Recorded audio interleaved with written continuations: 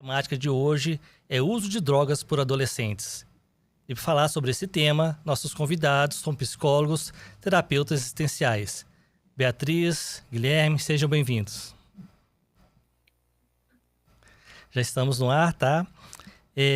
Doutor Guilherme, doutora Beatriz, o Guilherme, gente, ele é de São Paulo, tá? Tá falando com a gente aqui, a Beatriz de Lagoa Santa, né? O Guilherme, pode se apresentar, por gentileza, para falar do seu currículo um pouquinho para a gente? Boa noite para todo mundo que assiste e escuta a gente. Eu sou o Guilherme, sou psicólogo, existencialista. Trabalho no PROAD, que é o Programa de Orientação e Atendimento à Dependência de São Paulo, e faço parte também da Abrande Fenomenologia, que é a Associação Brasileira Multidisciplinar de Estudos sobre Drogas, no braço da Fenomenologia, que é uma vertente aí da psicologia existencial, né? Muito bem. Beatriz, por gentileza. Boa noite, meu nome é Beatriz, eu sou psicóloga, atuo pela perspectiva da fenomenologia, né, existencial. Me pós-graduei também em fenomenologia decolonial e clínica ampliada e atualmente eu integro a equipe da atenção primária na cidade de Lagoa Santa. Faço parte também de uma clínica afrocentrada, a Biomi, e atuo também com atendimentos clínicos. Muito bem. Para a gente abrir nosso questionário aqui, né? Eu gostaria que vocês falassem para a gente a respeito o que é droga. Bem no contexto geral, tá? Quem quer começar? Quer começar, Beatriz? Pode começar, Guilherme. Tá bom, vamos... Fique à vontade, tá, gente? Acho que a gente pode partir do ponto principal, né? Sim. Que a gente tem das organizações da Mundial de Saúde, que droga é toda substância sintética ou natural que a gente ingere no nosso organismo e tem algum efeito.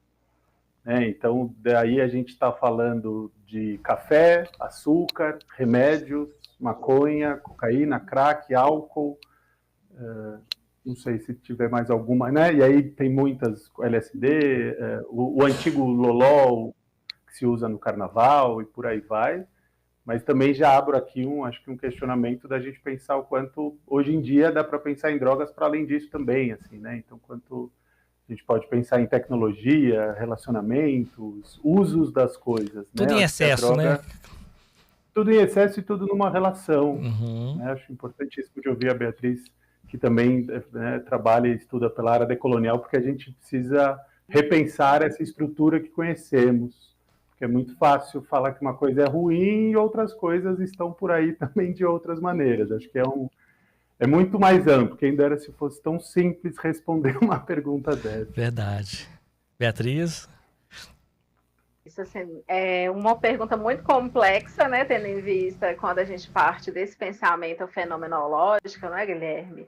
É importante a gente refletir para além, né, daquilo que a gente já conhece mesmo e determina como sendo droga, né? Tem, é claro, essa resposta, muitas vezes, né, a partir desse pensamento em relação às construções mesmo sociais, antropológicas, da saúde, né, que são importantes, que nos orientam quando a gente pensa, né, em relação às drogas como algo que parte, né, de algo sintético ou não, mas também pensar, né, na toxicomania também como algo que envolve muitas outras coisas, essas relações mesmo que porventura pode decorrer em dependência emocional, dependência química, né, relações de dependência, de codependência e por aí, né, expandir um pouco mais essa compreensão numa dimensão fenomenológica.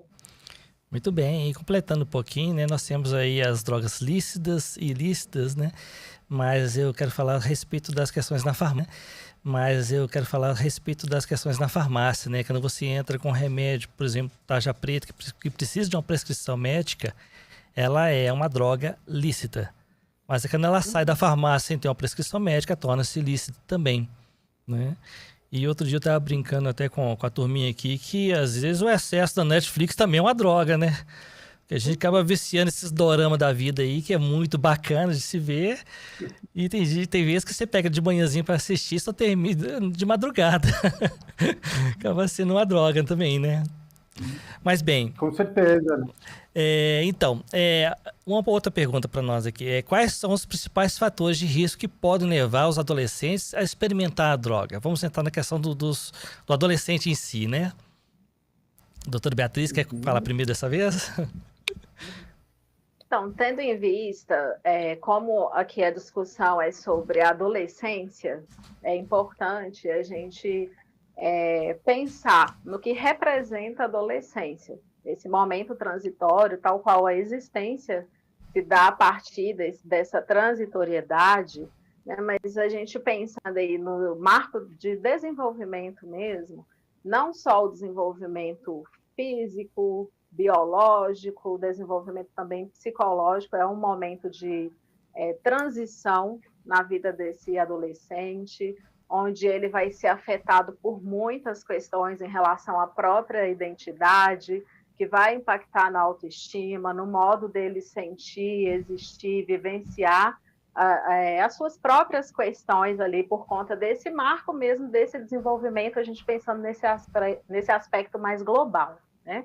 Então, quando a gente compreende toda essa dimensão e esse aspecto global, é importante a gente considerar tudo que envolve nesse momento também, né? Se é um momento de transição, como que esse adolescente ele lida com essas relações, com tudo aquilo que o afeta, seja em relação como ele vivencia na escola, como se dá essas relações no núcleo familiar, quais os fatores sociais, econômicos, qual contexto ele vive, pensar questões também raciais, de gênero, tudo isso podem ser fatores que vão contribuir, não quer dizer que sejam determinantes, porque acredito, assim como a primeira pergunta ela é complexa, responder a esses fatores de risco também tem suas complexidades. E a gente precisa compreender toda essa globalidade, toda essa complexidade desse momento da existência desse adolescente, para entender que ele pode estar sendo afetado por muitas questões, e às vezes uma questão racial, é importante a gente compreender como que isso afeta a autoestima, né? E aí, digamos assim, esses fatores, não propriamente riscos, né, eles podem, de alguma maneira, contribuir, né, para esse acesso à necessidade de pertencimento a determinados grupos. Então, se é uma questão de autoestima, como que ele vivencia a própria solidão, às vezes um sentimento de preterimento. Pode ser uma fuga também? De se comunicar, fuga da realidade, muitas vezes, né, para não lidar, muitas vezes, com aquele contexto, com aquelas situações que, porventura, levam a sofrimentos psíquicos e sociais. Então, é sempre uma gama de fatores que pode contribuir em alguma medida. Nunca é algo um determinante isolado, digamos assim, né? Mas são diversas situações que podem contribuir. A começar, né, assim, pensando por ser um momento transitório, que esses fatores também, eles também podem mudar, né, de contexto para contexto, né, de situação, de fase também. A adolescência, ela também é marcada por diversas fases aí também. Muito bem. Guilherme? Eu concordo 100% com o que ela está falando. Eu acho que é a gente poder, né, a psicologia existencial, ali que eu trabalho muito da fenomenologia, vai entender da gente olhar cada fenômeno como acontece por si, né? E o quanto a adolescência é um momento, assim. Eu acho que pegando essa base que ela trouxe, o quanto eu acho que eu também trago um questionamento da gente pensar o que é usar drogas, o que é alterar a consciência. E esses dias mesmo eu estava vendo crianças girando no parquinho, e aí elas ficam tontas e caem. Quer dizer, desde quando a gente é criança, a gente quer ver o mundo diferente, a gente quer sentir as coisas diferentes. E aí quando é adolescente, que não é nem criança nem adulto, né? Nessa nossa sociedade que coloca um peso, mas também tira o outro. E que hormonalmente também é um corpo que está começando a se construir, né? Então, todos nós e todo mundo que está ouvindo já foi um adolescente, sabe o quanto é difícil de sentir tudo isso. E eu concordo com a Beatriz que é sobre como ela vai lidando com a vida. Porque se a gente foca e fala assim, se a pessoa está sofrendo, vai usar as drogas. Todo adolescente sofre, o tempo todo. mas também fica feliz. Que condições que ele tem? Qual a estrutura que ele tem? E eu acho que temos que ir mesmo na raiz disso, né? Tem uma questão racial, tem uma questão social, tem uma questão de disposição de dispositivos, né? De novo, concordando com ela, acho que não determina, não né? Então, quem tem uma classe social vai se viciar e o outro não. A gente vê que isso não existe, não é uma regra. Atinge todas as camadas, né, Guilherme? Exatamente, né? Mas aí a gente vai ver que, independente da classe social, estrutura familiar, todo mundo Mas isso é tem interessante. também. Mas eu não ouvi a palavrinha. Tem alguma busca por prazer? Só por prazer? Já aconteceu de chegar algum adolescente sendo usuário, o pai preocupado, levou para fazer uma terapia e ele falou assim, não, eu não mexo com droga só por prazer. Não tenho problemas. Sim. Eu acho que é isso, né? Se a gente perguntar para um adolescente por que ele foi no baile, na festinha e chegou numa menina, num menino, no menine, por que ele quis? Porque eu queria ter prazer, porque eu senti uma vontade, eu queria sentir esse amor que, né? Quando o adolescente está apaixonado, então, meu Deus, ele é o amor da minha vida, essa é a pessoa que eu vou casar. Percebe como tem uma alteração de consciência? Sim. Essa pessoa não está 100% consciente. Por que será que é tão errado ou tão difícil também a gente pensar isso no uso de drogas? Mas acho que tem um ponto importante também, que a gente está falando de adolescentes, e aí tem uma questão biológica, tem um corpo que está se formando. Sim. Né? Então, é importante, sim, diferente do trabalho com adulto, né? E aí hoje em dia, até onde eu entendo, a medicina vai dizer que até os 25 anos, nosso cérebro está se formando, é importante da gente também entender que tem um corpo se formando.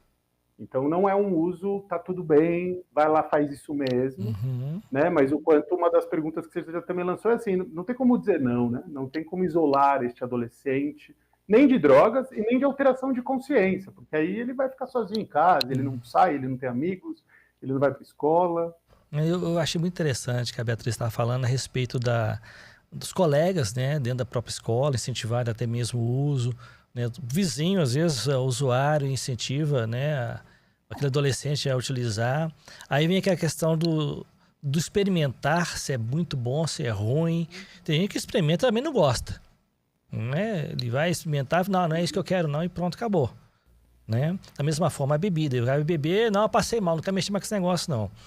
Né? E para, né? E eu vejo também a questão do que eu falei, do prazer, né? Apesar de todas as informações que existem no mundo, na internet, pai falando, parente falando, não mexa com isso, não faz isso, mas e a sensação? E a vontade de sentir se aquilo é bom ou se aquilo é ruim, né? Aí eu vou experimentar uma vez só para poder ver se eu vou ter essa sensação, se vai ser boa, se vai ser ruim.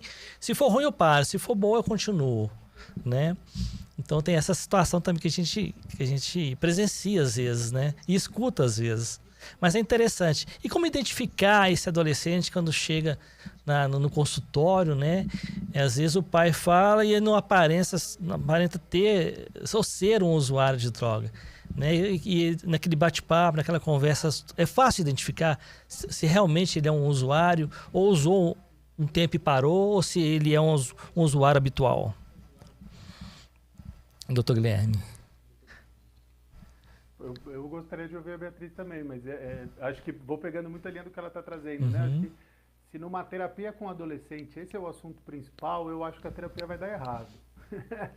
Né? Porque como ela trouxe, como está esse adolescente, e provavelmente esse adolescente está sofrendo bullying na escola, ele não tem suporte dentro de casa, ele não é visto, ele não é encorajado, ele não é estimulado a ser quem ele é, quem ele quer ser, provavelmente ele está buscando algum refúgio, ele está buscando alguma saída. Pode ser em drogas, pode ser em atividades perigosas, pode ser em se colocar em risco, em situações de sexo ou encontros, mas eu acho que como a gente pode perceber como esse adolescente está vivendo essa fase da adolescência. E aí, se ele está fazendo uso de droga ou não, aí, na minha experiência particular, isso vai aparecer uma hora. Né? Mas não é o foco daquele momento, né? A não ser que seja, né? A não ser que também tenha casos que a pessoa chegue falando, né, sei lá, ele foi pego na escola com uma sacola, esses tempos eu tive, cheio de medicações, como você disse, que não tem a bula. E aí? Mas ao invés de chegar e falar, o que você estava fazendo? Isso é errado, como você disse, não pode. Isso ele já fez. Os adolescentes fazem. O quanto eu acho que é conversar com esse adolescente assim, como que você está? por que está tendo um pouco de tudo isso? Né? Assim, da onde vem essa vontade de usar? E dificilmente ele vai falar, eu quero usar mesmo e dane-se tudo.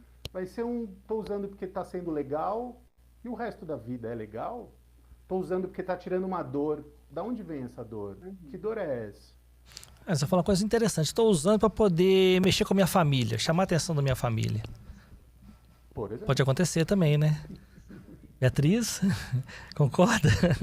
E muitas vezes essa resposta ela não vai vir assim, né? Assim, igual quando você trouxe o recurso do uso como uma busca por prazer ou fuga da realidade, ou muitas vezes aquele adolescente ele pode estar lidando com situações em que ele se sente muito tímido, e às vezes o uso da bebida alcoólica, por exemplo, que é uma das mais utilizadas, é uma droga lícita, né? O tabaco, cigarros eletrônicos atualmente têm ocupado esse lugar, e a bebida alcoólica, muitas vezes, elas podem ocupar ali uma função social, né? E uma função psicológica de quase fazer com que esse adolescente ele se sinta encorajado, estimulado. E muitas vezes isso que você traz, né, de como identificar isso, daí a gente recorre à fenomenologia, né, para não tomar as coisas assim como determinante, é justamente entender como que esse adolescente ele se relaciona, como ele se relaciona não só no núcleo familiar, que a gente muitas vezes tende a olhar primeiro, né, para a questão familiar, se ele tem espaço ali de se sentir acolhido, de ser validado nas suas questões, como que é essa relação de limites, como que está a vida escolar, mas muitas vezes é na forma como ele se relaciona com esses colegas que pode aparecer um comportamento de timidez que talvez não apareça em outras relações, né? Em relação a ele se envolver com alguém afetivamente. Então, tudo isso deve ser observado para a gente pensar no que pode aparecer. Então, quando ele está lidando com uma situação em que se sente constrangido e muitas vezes interpelado por outros a fazer o uso, porque isso traz um mito, né, de que a bebida... Aí a gente precisa pensar em tantas outras coisas, né, porque aí nós ainda vivemos esse mito em nossa sociedade, que para alguém se divertir, muitas vezes ela precisa fazer uso de bebida alcoólica, e pode começar dessa forma, não quer dizer que seja assim sempre, mas pode ser um recurso. Então, para fazer parte de algum grupo, meio, né? Isso acontece, né? Assim, há essa crença, há esse mito ali no grupo que essa pessoa pertence, de que talvez usar bebida alcoólica ou determinados recursos ali que pode ser considerados uma droga como algo para estimular e encorajar, para trazer esse sentimento de recompensa, como se estivesse, né, fazendo algo que tem um retorno positivo. Então, partir desse olhar mesmo de entender como esse adolescente ele se relaciona, como ele resolve suas próprias frustrações, como ele resolve, como ele lida com as suas inseguranças. Muito bem. E quais são os efeitos psicológicos mais comuns do uso de droga nos adolescentes? Doutor Guilherme. É interessante pensar. Eu acho que os efeitos são muito parecidos com os corpos adultos, né, com o uso que as pessoas fazem. Uhum. Mas entendo do que você traz, que eu acho que é complementando o que a Beatriz está falando, assim, né, do quanto tem buscas. E acho que é interessante quando ela trouxe, né, de que sempre são fases, e não sei, quando a gente está de 30 a 40, de 40 a 50, de 50 a 60 anos, a gente também está buscando outras coisas, né? E aí buscar comprar um imóvel, construir um trabalho, fazer um sonho. Então, é sempre uma busca que a gente está tendo, né? Eu acho que realmente a gente precisa pensar nos riscos que essas buscas têm, né? Então, eu vou dar todo o meu dinheiro para investir num negócio. Se der errado, você vai perder, você está afim, o que isso pode afetar em você? E acho que pensando nos adolescentes, tem os usos, né? O quanto eles também não sabem muito identificar o que é sóbrio, o que é bêbado, porque tem que ir passando por essa experiência, né? Mas eu acho importantíssimo o que a Beatriz também traz, porque eu acho que a terapia existencial vai falar muito e vai trazer muito o questionamento de como existimos nesse mundo. Né? E aí a gente está falando de álcool, por exemplo, é o que você falou, né? A família fala, não mexa com drogas, enquanto toma cerveja. Fica difícil também. Né? Vivemos num país que estimula o álcool, e acho que por se tratar do tema de drogas, acho que é importantíssimo a gente sempre ter informações fidedignas, né? Factuais. Então, eu trouxe um estudo que eu estava olhando, acho que é de 2016, que mostra que entre adolescentes o uso de álcool é de 60% a 50%, o de tabaco é de 16%, e de outras drogas ilícitas é de 7%. Então a gente escuta muitos pais falarem, mas meu filho está fumando maconha, meu filho usou cocaína, ele tomou um ácido, meu Deus. Mas espera aí, esse uso de álcool que a gente repete em casa, e que se a gente fala para o adolescente, né, não use, isso aqui é só para adulto, o como isso modifica a nossa experiência de existência. Às vezes até desperta curiosidade, né? Exato, e aí o adulto vai falar, não, isso aqui não é para você, vai para lá. Um dia você vai ver. Mas ele tá tomando, né? Mas ele está tomando. E um dia você vai ver, fica difícil. Agora, se conversássemos com adolescentes mais abertamente, né, de falar, né, a gente não pode falar que você sabe, está usando, ele também não pode falar pra gente, tem uma questão legal, mas também ninguém nasceu ontem e sabe que os adolescentes dão um jeito. De novo, o álcool é uma droga legalizada, controlada, mas adolescentes 60% dos adolescentes usam. Então, como a gente conversa com essa população? E se a gente for falar para eles, vocês estão bebendo, não pode, eles vão se fechar. Né? Agora a abordagem que a Beatriz estava trazendo, de aí gente, como que vocês estão na escola? E aí você já vai ver eles apontando o dedo pro outro, tirando sarro de um, o outro se excluindo um pouco mais. É aí que a gente tem que começar a ter uma ação mesmo. Essa abordagem inicial muito legal, né? É uma abordagem que eu acho que, né, o existencialismo faz a gente pensar no o que está nos acontecendo à frente. E a gente já não vai com uma ideia pré-concebida. Então, adolescente é mentiroso e usa droga. Não vai dar certo. Ou algo importante da gente trazer também, né, que é diferente a questão do uso, do abuso e da dependência, né, Guilherme? Assim, que muitas vezes também essa fase, né, ela traz a curiosidade como algo, né, próprio.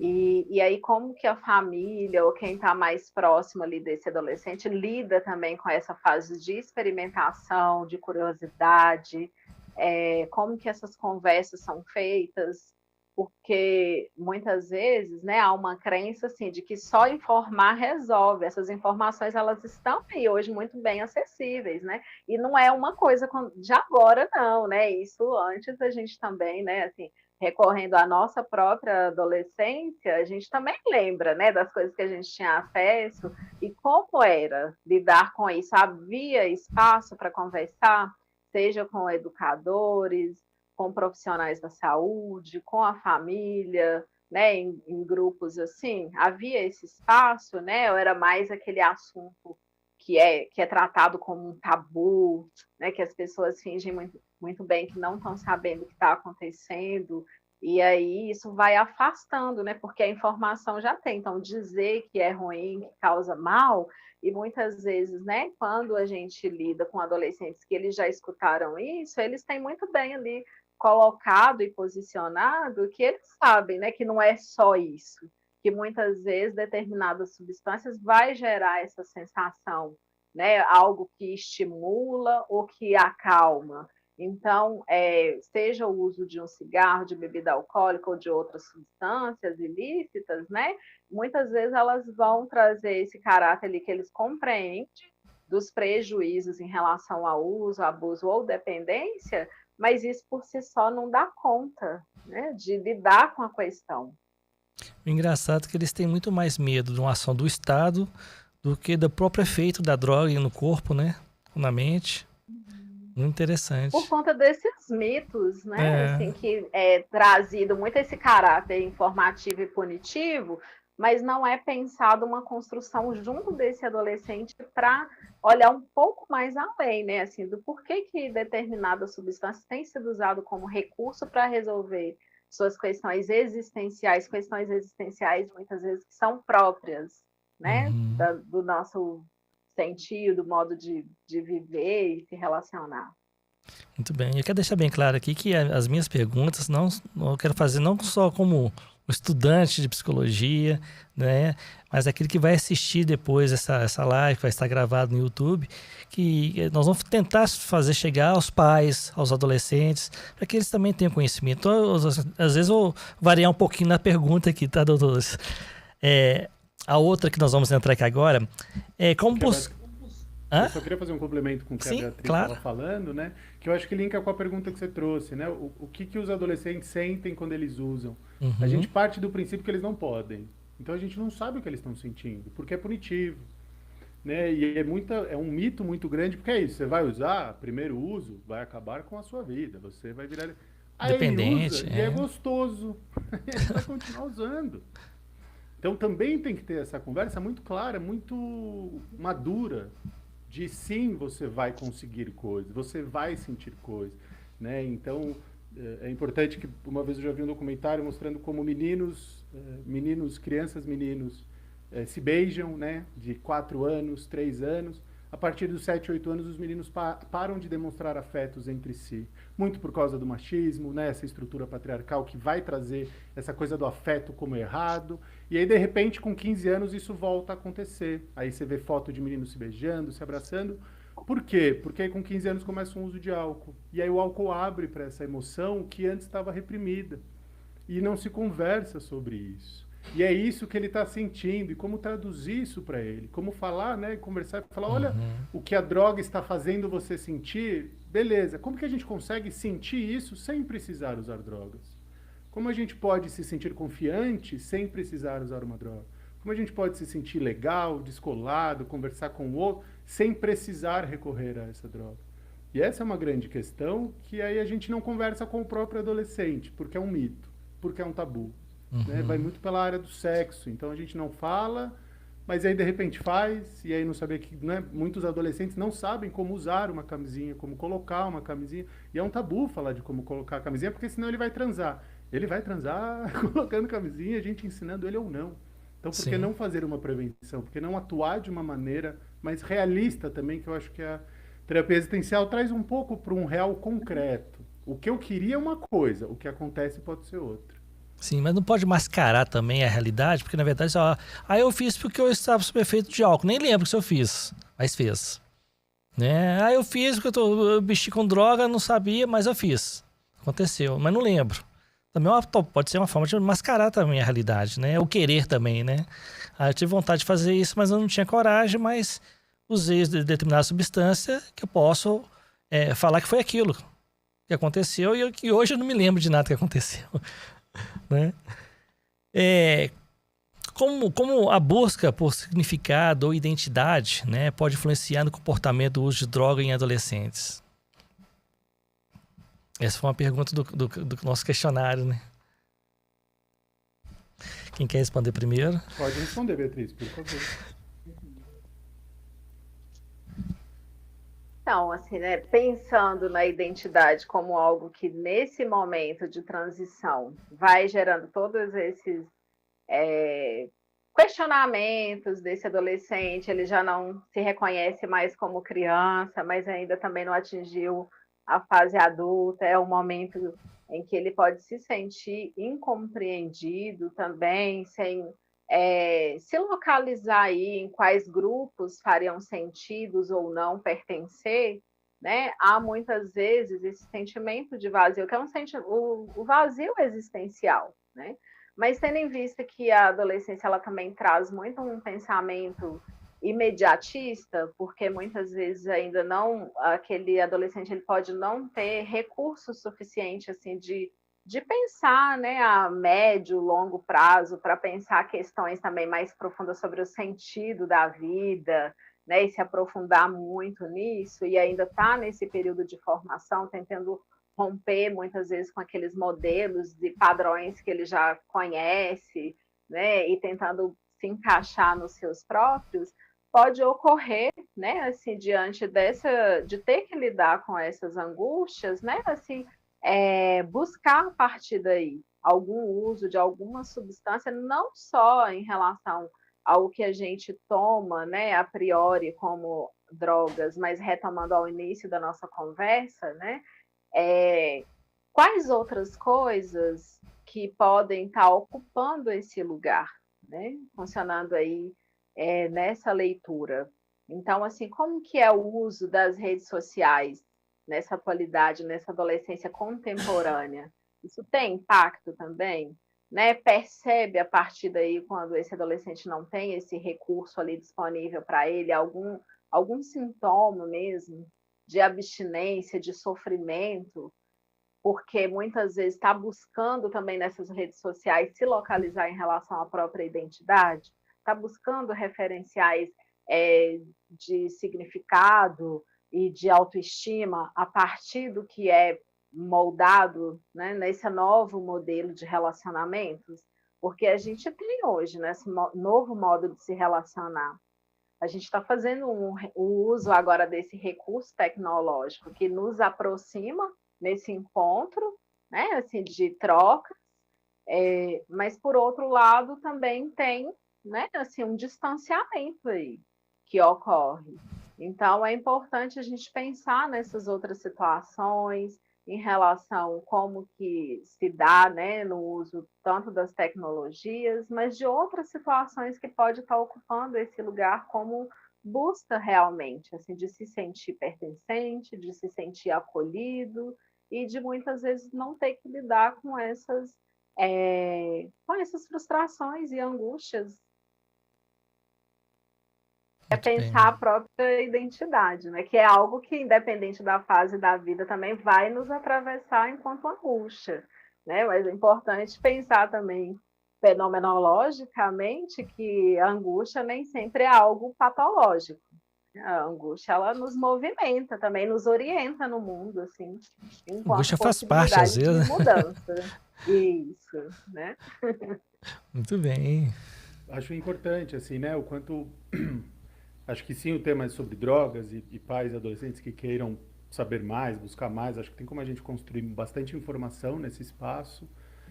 Mas acho que é também um pouco da gente entender que lugar é esse que a gente, como sociedade, coloca as drogas, né? Então é um adolescente com um universo de questões e às vezes é mais fácil a gente falar o problema é a droga, o problema é que ele está bebendo, né? Mas assim, ele está criando uma relação, ele está se descobrindo, ele está passando por experiências, todo adolescente, todos nós, e vai ter essa busca de identidade. Isso então, é constante, né? Por ser, né, um estilo de música, o estilo de roupa, aonde você sai, o que você usa, o que você faz, né? E o quanto acho que é esse usar que a gente precisa começar a pensar, né? No começo você perguntou o que é drogas, e acho que tem essa descrição. Mas a droga em si não causa dependência. A gente tem um dado de que todas as pessoas que usam drogas no mundo, e 70% da população usa alguma droga no mundo, desses 70%, a gente vai ter 10%, 9% que desenvolvem um relacionamento abusivo, fazem um uso abusivo. Se a droga em si fosse o problema, todo mundo que usava ia ter problema.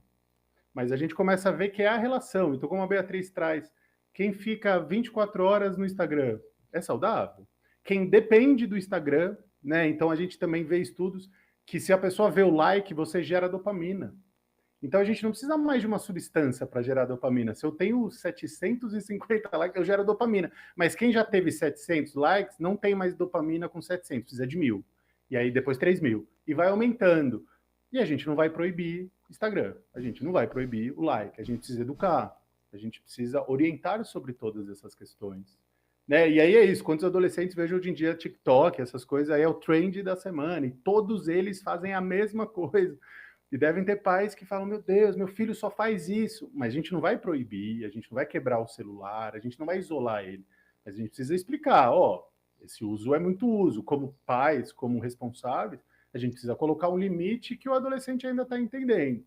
Porque acho que como ela terminou também falando dessa angústia existencial, acho que quando a gente vira adulto é quando a gente aceita a angústia, né? A gente todo dia acorda de manhã angustiado, querendo ir para a praia, querendo ficar tranquilo, mas não, eu preciso trabalhar, eu preciso viver, eu preciso cuidar dos meus parentes, cuidar de mim mesmo. Isso é uma angústia existencial. Né? Mas isso é até interessante. Guilherme, isso é muito interessante. Você está falando da questão até mesmo da rede social, né?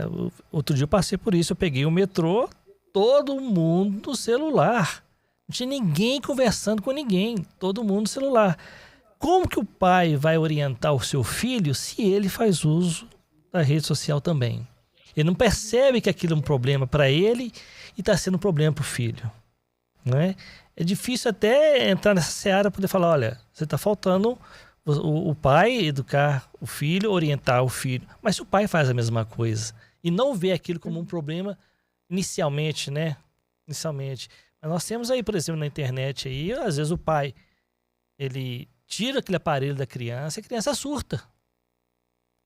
Né? O adolescente surta. Outro dia eu tava vendo aqui um TikTok, a criança quebrou a casa toda. E a mãe fazendo a filmagem, mostrando, não, meu filho quebrou porque eu tirei o aparelho dele. Né? Mas a mãe usou o aparelho e às vezes naquela infância dele, estava lá dentro do shopping, incomodando, chorando, dava o aparelho para ele poder distrair. Até mesmo eu percebo às vezes que aquela inicialização partiu dos pais. E depois como é que tira? Aí eu acho que pode ser interessante da gente pensar numa questão decolonial, que assim, a internet a gente tem pouco tempo de estudo. Sobre outras questões sociais, raciais, sobre drogas, a gente tem mais de 100 anos de estudo. Dá para a gente informar mais. Sobre uso social, eu realmente também não sei muito o quanto é bom ou não, mas sobre substância, sim. E esse é o exemplo que você está trazendo do Instagram. E aí também é o pai que bebe cerveja e fala, o resto faz mal. Como que esse pai também pode tomar consciência do próprio uso, sem ser algo necessariamente ruim, mas também não é um oba-oba, porque tem consequências? Como ele traz essa informação para o filho? E aí é como a Beatriz falou, as informações que a gente tem são muito punitivas. São muito catastróficas. Não fale sobre, senão a casa vai cair. E no nosso trabalho a gente vê que é exatamente o oposto. Quanto mais informação pais procuram, né? Então quantos pais não chegam para mim falando, eu conversei com um profissional da minha UBS, ele falou que, meu Deus, acabou tudo, seu filho vai virar dependente. Procura mais um profissional, procura 3, procura 4, faz uma clínica ampliada, pergunte para outras pessoas, pergunte para pessoas que discordem, construa um conhecimento para você tomar uma decisão. Porque é mais fácil ouvir do outro falar, interna lá, tira o celular que resolve. Não resolve. E eu fiquei até curioso com a relação aqui. Os pais, né, aquele primeiro contato com o terapeuta, ele passa a situação, às vezes, do filho, né, que é feita, às vezes, a primeira abordagem com os pais. Mas na hora que chega o filho, né, aquele adolescente, aí nós vamos partir para aquela terapia. Qual que é a primeira abordagem que é feita com aquele adolescente naquele momento? A primeira abordagem. Primeiro dia que ele está entrando dentro da clínica. Como é que ela é feita? Eu fiquei até curioso para saber que agora como é que seria, né? Quem quer falar? A Beatriz? Pode falar, Guilherme. Você falou que trabalha no programa. Acredito que seja interessante a gente escutar. Eu majoritariamente atendo adultos, né? Por também ser uma instituição estadual, tem questões de legalidade, né? Então tem muitas questões. Mas pensando nisso, né? A gente falando de adolescente, a gente conversa primeiro com o pai. Às vezes eu faço esse primeiro encontro com os pais, né? E aí, o segundo momento, eu falo, vou conversar com teu filho, vamos entender. E aí eu acho que é sobre isso, né? Chegar falando, e aí? Como você tá? Me conta, por que a gente tá aqui? E quase sempre ele vai falar, eu sei, porque você veio aqui porque meu pai te mandou. Tá bom, então o que você quer me falar? Como que a gente tá com isso? Porque, de novo, né? Se você chega acusando, e não só adolescentes, qualquer um de nós... Ele se fecha, né? Ele pode se fechar. Se eu chego enfiando o dedo na sua cara, você vai se fechar. E é uma violência. Né? E aí também acho que entra numa questão existencial da adolescência, que culturalmente há anos a gente vê a adolescência como algo inferior, como alguém que não sabe sobre si, ele não tem controle. Concordo, tem questões aí, né, de estar se conhecendo, estruturando, mas se a gente também não dá um voto de confiança, se a gente não abre um diálogo honesto, justo, e honesto é nesse sentido também, de falar, ó, se você me falar que está traficando dentro da sua escola, levando drogas, então tem algumas coisas em questões de leis que eu vou precisar ter que falar com seu pai. Então também pense bem no que você vai conversar comigo. Porque é uma questão de responsabilidade também do profissional. A gente não pode ser negligente, mas a gente também não é o detentor da verdade.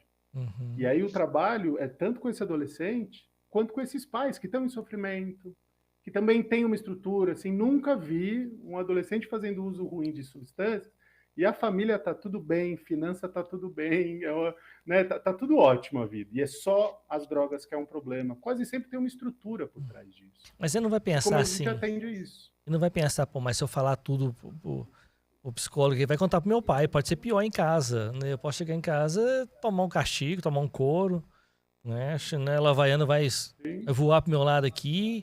Por exemplo, aí acho que isso já diz muito de que, então, é um ambiente meio violento. Então, talvez a gente, como profissional, precisa trazer uma segurança para esse adolescente. Então, você não precisa me falar se você está usando ou não. Como que está a sua escola? Como que está a sua vida? E aí, se ele me falar que está difícil, que ele sofre muito, que ele tem muito medo, essa é uma informação que a gente vai levar para os pais. E aí os pais vão ficar desesperados, mas é a droga, você sabe se está usando ou não? Peraí, pai, mãe, né, cuidadores, mães, pais, você está ouvindo que seu filho está em sofrimento? Vamos acolher esse filho. Mas e se ele usar droga? Vamos acolher, vamos cuidar dele como ser humano primeiro. Depois a gente começa a olhar isso, como a Beatriz falou, a gente sempre está em fases, né? Um grande mito do uso de drogas é que se começa na adolescência você vai virar dependente. Ninguém vira dependente, se constrói uma relação de dependência. Né? Às vezes eu comparo com relações abusivas entre casais, hétero, homoafetivos, LGBT. Assim, ninguém quer entrar numa relação para ser abusivo ou para ser abusado. Mas essa relação vai se construindo ao longo do tempo, por muitas questões. E o pai entende isso quando é passado para ele?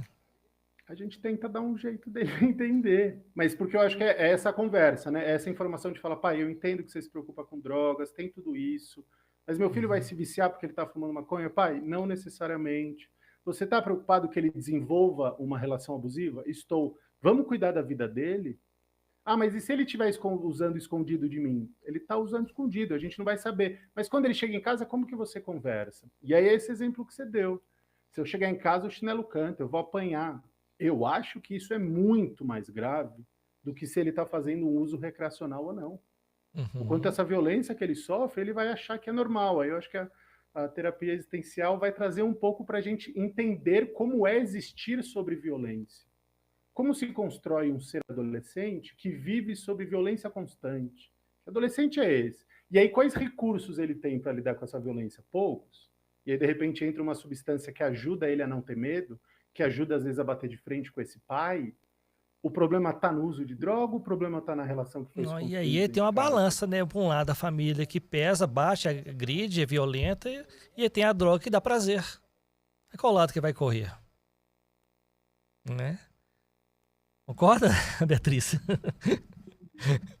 Sim, né? Compartilho com o Guilherme assim, a forma de conduzir, né, desse diálogo honesto e verdadeiro, tanto com o adolescente, de quais as situações que ele pode se sentir seguro e preservado em relação ao sigilo profissional, mas quais as situações também que a gente vai recorrer, né, a outros profissionais. E isso não só quando a gente trabalha multidisciplinar em determinadas políticas públicas, mas também na nossa clínica, né? Então, o fazer clínico, ele precisa constantemente a gente revisar essa conduta, né? Assim, de recorrer a outros profissionais, a outras pessoas, a essa rede. Nesse adolescente, muitas vezes, esse familiar não é a pessoa que ele vai se sentir seguro para buscar ajuda, mas como é a relação na escola, tem alguma figura ali em que ele tem uma relação de confiança, às vezes um familiar mais distante, é alguém que faz parte de um projeto comunitário. Então, tudo isso vai sendo pensado como estratégia, né? Como algo, é como descascar uma cebola, que você vai por camadas e precisa ser cuidadoso, porque quando você tenta descascar uma cebola com muita pressa, com muita ansiedade, né? Você tende a mutilar mesmo, né? Assim, a fazer algo ali com ela que ela se despedaça. E quando você vai sutilmente, você vai conseguindo, retirando, né?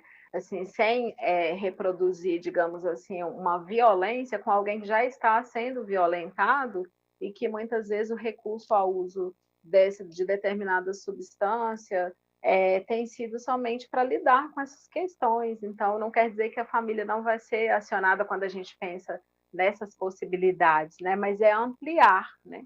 Como acessar também essa família, porque muitas vezes pode ser que não seja tão simples, né? Se é um contexto de muita vulnerabilidade psicológica decorrente de processos violentos ali no modo de se relacionar, a gente vai ter ali um desafio, né? Mas não é impossível quando a gente amplia o olhar de cuidado. Muito bem. Voltando à questão da influência social, né? De que forma a pressão dos colegas, né, em ambiente social influencia no comportamento desse adolescente, né? Para a gente reforçar um pouquinho mais essa questão do ambiente também, com relação ao uso de droga. Como é que a gente poderia tentar explicar essa situação? Como é que o terapeuta ele enxerga, existencial, ele enxerga essa situação e como seria esse tipo de abordagem? Agora o doutor Guilherme. Eu acho que tem muito a ver, acho que tem dessas duas camadas. Eu gostei da Uhum. imagem que a Beatriz traz da cebola, assim, né? Então são muitas camadas. Eu acho que a mais nuclear mesmo é a gente pensar o quanto uma estrutura já condiciona a gente de alguma maneira, né? O existencialismo vai pensar muito sobre como as coisas vão nos formando, né? A gente já não nasce pronto, mas também a gente não é totalmente independente. Então, acho que eu vou trazendo um pouco esses outros temas, porque se a gente fica focando só na droga, só nesse tema, a gente vai afunilando. Mas o Uhum. quanto, por exemplo, vivemos numa estrutura racista. Ah, mas eu não sou, você não é, o outro tenta não ser, mas a estrutura nos condiciona um pouco mais, um pouco menos. Mais consciência, menos consciência, mais violência, menos violência. O ambiente nos molda. Então, o ambiente dos amigos, né, daquela galera, da escola, da banda, do som, do que for, vai moldar mais ou menos. Né? Tem adolescentes que vão, na adolescência, ser muito roqueiro e quando fica mais velho não quer mais aquilo. Ou não, continua sendo a mesma coisa. Uhum. Acho que o fundamental é o quanto de informação esse adolescente tem. E aí, como terapeuta, será que não é também nosso trabalho de traduzir para esse adolescente que este momento da vida é isso mesmo, você está buscando identificação. Então, você quer fazer parte desse grupinho, você não precisa, você não é obrigado. Né? Que é diferente de falar para o adolescente, se oferecerem, diga não. Nos anos 90 tinha a mãozinha lá, só diga não. Só dizer não não adianta, porque ele não sabe para que ele está dizendo não. Outra coisa é dizer, ó, realmente, se seus amigos estiverem fumando, bebendo, eles vão te oferecer. Tem algum que é mais agressivo? Porque tem amigos que falam, você quer? Não, tá bom. E tem amigos que falam, né, acho que não sei como é hoje em dia, mas eu que nasci nos anos 90, ali em 2000, principalmente com a coisa do homem, se você não bebe, você é viado. Tinha um cunho homossexual muito forte. Tinha um cunho homofóbico, desculpa. Né? Uhum. Então, quer dizer, o quanto esta violência, tendo uma consciência sobre isso, é diferente. Né? Hoje em dia ainda deve ter isso. Você não faz parte da nossa turma se você não usar tal substância. E aí tem um terapeuta para ele poder pensar, será que essa é a turma que eu quero estar? Será que eu quero estar com pessoas que me determinam pelo que eu uso? E às vezes o adolescente vai falar, sim, eu quero participar disso. Então tá bom, vamos junto com esse adolescente. Este profissional acompanha essa caminhada desse adolescente. Como a Beatriz falou, acho que é super importante, né? Todo adolescente é muito resiliente. Então, se ele não tem uma estrutura em casa, ele vai ter em algum lugar. E se ele perde essa estrutura na escola, ele vai arranjar em algum outro lugar. O adolescente faz amizade no ônibus, faz amizade na rua. Então, como construir, né? Como estimular? E a gente sai desse olhar de um tá usando droga, putz, que ruim, que horrível. Não, o que você está fazendo? Como que você está se sentindo? Vamos estimular esse ser adolescente a cada vez ser mais independente. Isso vai ter um efeito lá na frente, acredito eu, né? Interessante. Doutora Beatriz, quer Uma completar? professora minha, a doutora Vânia Ribeiro, né, em uma das pesquisas que ela fez e desenvolveu com grupos de adolescente, ela trouxe uma construção de um trabalho muito importante, assim, como foram as intervenções, quando tiveram a participação e a construção dos adolescentes, né, assim, desenvolvendo ali uma consciência crítico-reflexiva, e ela traz esse termo, né, esse conceito para falar, né, que é diferente quando a pessoa tem essa informação, mas não desenvolve, né, essa consciência crítico-reflexiva, e que o adolescente, né, ele tem recurso para desenvolver isso quando ele participa a autonomia, quando é desenvolvido, né, essa autonomia, é estimulada essa independência, essa reflexão, né? Assim, ela traz também a partir do modelo de ensino do Paulo Freire, né, nessa construção desse trabalho dela. Então, vale muito a pena quem tiver mais interesse, assim, dar uma lida depois, porque lá ela mostra, inclusive, assim, a diferença. Tem muitos relatos de adolescentes que eles compartilham essa vivência nessa fase também, né? E assim, como faz diferença quando eles estão ali ativamente assim inseridos, né, nesse processo. Porque muitas vezes o que a gente tem é esse modelo assim de pessoas falando, palestrando, dizendo o que é droga, né? Assim, o que acontece quando usa, de todas as questões psicossociais, todos os aspectos e os fatores que influenciam, mas muitas vezes esse adolescente ele não é escutado nas suas questões ali, né? Basilares, e o quanto ele pode se envolver de fato para pensar outras escolhas, né? Para pensar escolhas saudáveis e que têm impacto ao longo da vida. Interessante. Guilherme, eu estava lembrando aqui de uma situação que você estava me contando aí, estava pensando aqui, olha, na minha adolescência, eu era muito excluído, porque eu não bebia e não fumava. Mas em 2011, esse mesmo grupo que me excluía me chamava para poder participar. Sabe por quê? Eu era o amigo da vez, aqui que não bebia nem nada, mas voltava dirigindo o carro. E não necessariamente Interessante. isso é ruim, né? É, Então a gente vai falar, não se envolva com eles, porque eles querem uma coisa de você. Somos seres querendo coisas de outros seres. sim. Eu acho que tem uma coisa que sempre me ajudou ao pensar sobre drogas, que a palavra fármaco, né, que a gente usa largamente hoje como farmácia, na Grécia Antiga era usada ao mesmo tempo para veneno e ao mesmo tempo para remédio. A grande diferença era a dosagem disso. Né? Então, quanto também é isso, assim, será que eu me envolvo ou será que não? A gente vive numa sociedade binária e cada vez mais a gente vê que isso só traz mais danos para as pessoas. Ou você é um ou outro, ou é preto ou é branco. Tem uma Sim. gradual entre preto e branco, tem vários tons de cinza, vários tons de várias coisas. O que muda, eu acho que é exatamente como a Beatriz está trazendo. Qual é a consciência? Qual é a participação?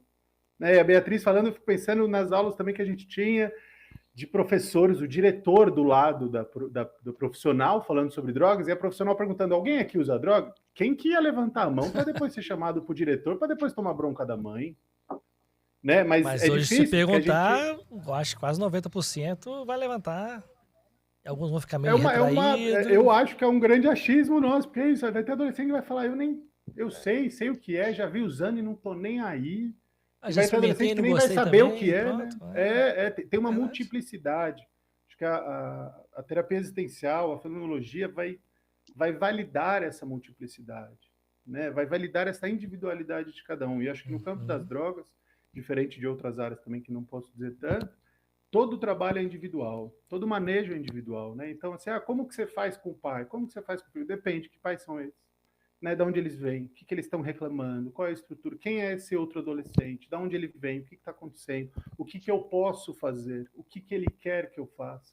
Senão a gente entra muito nesse lugar de certo e errado. O errado é usar, você não pode usar e nada vai acontecer. Vivemos este modelo de lei há mais de 60 anos. É um modelo proibicionista. Até hoje, o número de uso de drogas nem aumentou nem diminuiu, continua o mesmo. Então, algo está errado. Fazemos o Acho inverso da regra, né? O que é certo é errado é certo. A Partimos por terapia essa existencial vertente. traz muito isso, né? A terapia existencial vai Sim. trazer a gente pensar o que está acontecendo no mundo que, assim, não está dando certo. Precisamos avançar um pouco. Precisamos ser mais críticos, como ela falou. Acho que se der de uma reflexão crítica, de um autoconhecimento. E quando a gente fala sobre drogas, a gente também sempre trabalha com a ideia de autonomia, independência das suas próprias escolhas, aí pensando mais em adultos, né? Pessoas que vêm buscando uma ajuda e que o que você quer fazer? Você quer usar? Você quer parar de usar? Você nunca mais quer ver? Você quer mudar? O que você quer? Como ter autonomia nas escolhas? Como, por exemplo, um relacionamento abusivo? Como poder ter uma autonomia sobre as suas emoções, o seu próprio amor, e que você escolha quem você quer se relacionar da melhor maneira. Mas a gente nunca sabe se vai dar bom ou ruim, não é garantido. E a terapia existencial, acho que o existencialismo traz muito sobre isso, assim, não sei o que a Beatriz acha, mas acho que traz muito essa noção de uma vida que está acontecendo, não é programável, ela não é 1 mais 1 igual a 2 para todo mundo. Na matemática, 1 mais 1 é igual a 2. Na existência, 1 mais 1 pode ser qualquer número e nenhum número ao mesmo tempo. Verdade. Beatriz, vou emendar 2 perguntas aqui, tá? Questão de sinais de alerta e consequência a longo prazo. Quais são os sinais de alerta que os pais e educadores devem observar para identificar o uso de droga nos adolescentes? E quais são as possíveis consequências a longo prazo desse uso de droga por adolescentes? Suas perguntas complexas. Eu tanto quanto difícil de responder, né? Mas partindo do que a gente já vem dialogando aqui nesse encontro, pensando aí, né, que não há um determinante isolado a priori, que são muitos fatores que podem influenciar, que podem, né, apresentar em determinados comportamentos, acredito que tanto no ambiente escolar, familiar, onde mais esse adolescente ele conviva, né, entender primeiro, né, assim, quais ambientes ele tem circulado, para ver as possibilidades que se apresentam ali a partir de alguma mudança, seja ela de comportamento. Quando a gente pensa no ambiente escolar, né, pode estar associado à alteração do rendimento, do desempenho escolar, pode ter alterações, né, relacionadas, seja a pessoa se comportar de um modo mais agressivo, ou ficar mais introspectivo, se isolar mais, mas pensa que quando a gente vai falando sobre isso não necessariamente pode ser relacionado ao uso de drogas, né, que isso pode ter outros fatores, que pode ser algo relacionado a uma questão neurocognitiva, que pode ser uma questão somente emocional e que nem sempre aquilo que aparece como alteração num primeiro momento vai nos apontar para algo que a gente vai precisar aproximar muito mais desse adolescente, né? Assim, na fenomenologia a gente fala, né, assim, nos aproximar do fenômeno, de fato, assim, entender o que vai se desvelar a partir disso, mas primeiro, né, de fato, assim, acolher o que aparece. Né? A gente trabalha com aquilo que aparece num primeiro momento, e não com algo que a gente pode especular. E é a partir disso, né, que muitas vezes quem está em contato mais frequente pode sim identificar algumas coisas e compreendendo que é decorrente do uso, percebe que também a gente vai, na medida em que vão se desvelando, né, assim, essas questões podem ir surgindo outras e que isso não se fecha numa coisa só, né? Assim, não é algo ali fechado em si mesmo, como se fosse um diagnóstico, né? Que a gente fala é isso e pronto, acabou, toma o seu diagnóstico aqui, né? Então a gente não trabalha com essa ideia de uma coisa fechada em si mesma. E pensar no que pode afetar a longo prazo, caso seja identificado uma relação de uso ou de abuso ou dependência, né? A partir daí, como lidar? Se é uma situação de uso, vai ter uma determinada conduta, a gente entende que é algo ali inicial, tem um caráter preventivo, né? Tem um caráter mais ali, né, de entender o que está acontecendo, é uma situação de uso que já está acarretando determinados prejuízos, não, foi identificado que já tem uma situação de dependência química, uma dependência comportamental, psicológica, né, que às vezes entender essas diferenças também, se é algo associado, muitas vezes quando a gente pensa no comportamento, é algo associado a rituais, né?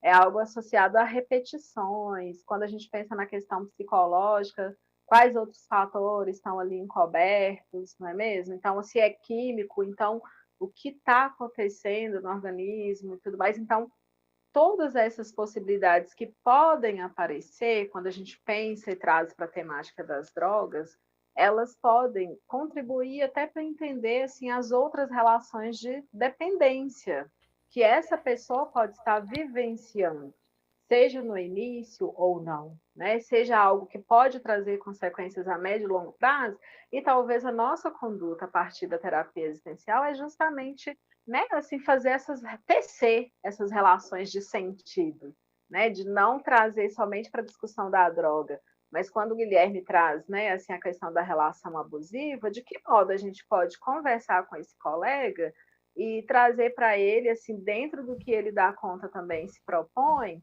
nessa discussão e nessa construção, que ela é constante, ela é transitória, quais outras relações na vida desse adolescente que também estão se configurando como uma relação de dependência? Talvez no grupo de amizade ali, né? Às vezes ele não dá conta de se afastar de determinadas situações porque já está presente, já está instaurado alguma possibilidade de dependência. Então, como a gente pode trazer isso para que ele possa visualizar que não se trata somente da droga? E ao romper com determinadas situações, quais outras que serão afetadas positivamente, já que ao perceber isso, a gente percebe que é afetado negativamente. Então, assim, acho que esse afetamento aí de médio e longo prazo, ele perpassa muito para esse olhar ampliado mesmo, de abertura, de possibilidades, daquilo que aparece, daquilo que afeta a vida e história mesmo, todas essas questões que a gente já está discutindo aqui ao longo desse encontro. Muito bem. Guilherme, quer completar? Ótimo, com certeza. Assim, acho que ela trouxe uma questão muito importante, né, do quanto, continuando assim, né, do quanto se a gente patologiza já uma adolescente que está fazendo uso com 15 anos, falando você é dependente, ele vai começar a se ver assim, ele vai se construir a partir desta patologia. A gente fecha a possibilidade dele ser qualquer outra coisa que ele queira ser, né? E acho que então tem sinais, né? Exatamente como a gente está conversando, assim, os sinais não é cheiro de maconha, os sinais é violência, os sinais é tristeza, os sinais é um afastamento muito grande da família. Mas antes, né, assim, putz, minha filha até ontem sempre ficava comigo, agora ela virou adolescente, não quer mais ficar comigo. É droga. Calma. Vamos conversar com profissionais, vamos entender o que é esse ser adolescente, para onde isso vai entrando. Tem uma pesquisa que já é antiga, né, de 97, que eu estava vendo algumas coisas, me ajudou muito a pensar, que foi feita uma pesquisa com mais de 7.000 pessoas, nos Estados Unidos isso, e que foi visto que pessoas que tinham sofrido um abuso na infância tinham de 2 a 4 vezes mais chances de criar uma relação abusiva, tanto com substâncias quanto com um outro novo parceiro. Então, percebe que, assim, sinais, né? Será que está usando droga ou não? Assim, desde quando essa criança, como ela é na vida? Então, de repente, é uma criança de 3, 4 anos que é super alegre, um dia ela ficou triste. Acho que a gente precisa começar a olhar para dentro de casa, para as pessoas que cuidam dessa criança, como essa criança se cuida de novo. É muita coisa para pais. Né? A gente, como profissional, está falando aqui do lugar de profissional. Se fosse os nossos filhos, pais, parentes, é uma outra questão, também é muito difícil. Então, é importante da gente procurar informação e profissionais qualificados, porque é muito fácil, e acho que espero que todo mundo que consiga escutar e nos ver, é muito fácil achar profissional que te dá a resposta mágica. Desconfie, porque se existisse resposta mágica, a gente não estava aqui, eu não tinha trabalho.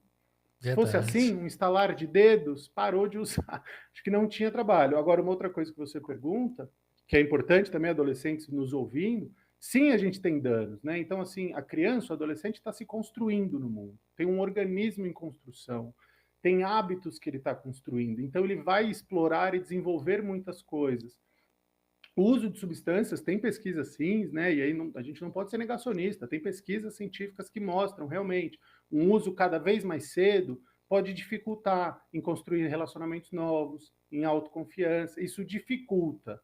Agora, a gente falar que o problema foi só a droga, como a gente está discutindo aqui hoje, me parece ser difícil. Uma família que dá suporte, que está junto, que estimula o adolescente, faz tudo isso, e ele usar droga e ter problemas na frente, ainda não foi feita essa pesquisa. Mas acho que a gente precisa olhar muito ao redor, mas também não podemos negar que existe efeitos.